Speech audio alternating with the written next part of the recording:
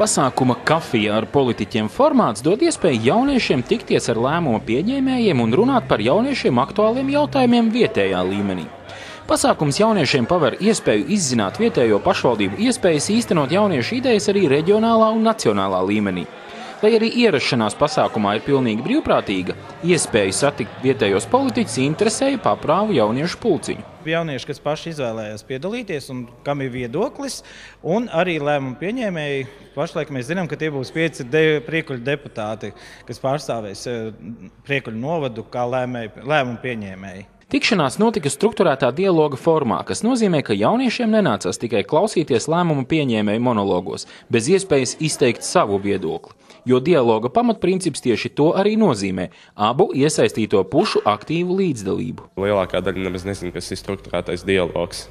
Es pats arī to nezināju līdz brīdim, kad mani uzrunāja tajā iesaistīties, un tad es arī uzzināju, un līdz ar to arī pārējos var sākt aicināt. Vienkāršā valodā strukturētais dialogs ir neformāla saruna, diskusija starp mani parastu jaunieti un lēmumu pieņēmēju neformālā gaisotnē. Strukturētā dialoga 5. cikla atklāšanas konferencē sadarbības partneri vienojās, kā prioritāros virzīt ar mācību procesa kvalitāti saistītos jautājumus, nenovērtējot par zemu citus jautājumus, par kuriem ir vērts aizdomāties ikvienam. Mēs spriedīsim par Eiropā pieņemtām problēmām, ko 4. aprīlī visas Eiropas valstu jaunieši izlēma, ka tas ir aktuāli un ka tas būtu jāaizstāv un jāizrunā.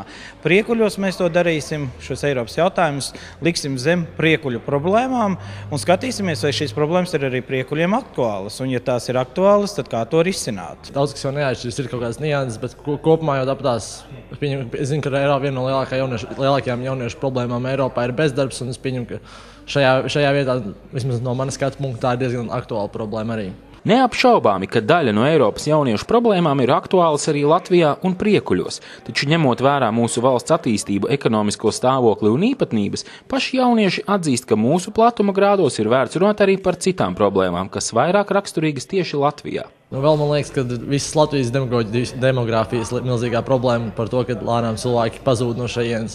Mēs tāpatās definējamies kā lauku reģions un ļoti daudz brauc tāpatās strādāt uz Rīgu, jo Rīgā ir lielāks pieprasījums, lielāks cilvēku pūles, vairāk darba iespēju, un cilvēki negrib šeit uzturēties. Un, protams, arī Latvijā vienkārši mirst vairāk nekā dzimst, tāpēc mēs izsīkstam.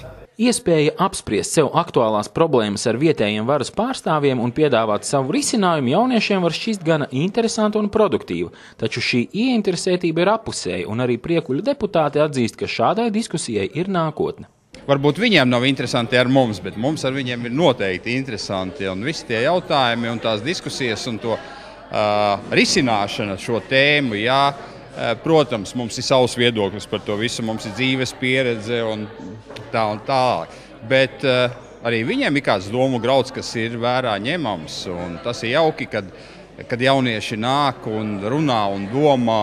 Un žēl tikai, kad viņu varēja būt vēl vairāk. Projektu īsteno Latvijas jaunatnes padome sadarbībā ar Izglītības un zinātnes ministriju Eiropas Savienības neformālās izglītības programmas Erasmus+ finansētā projekta strukturētā dialoga īstenošana Nīderlandes, Slovākijas un Maltas prezidentūras Eiropas Savienības padomē ietvaros.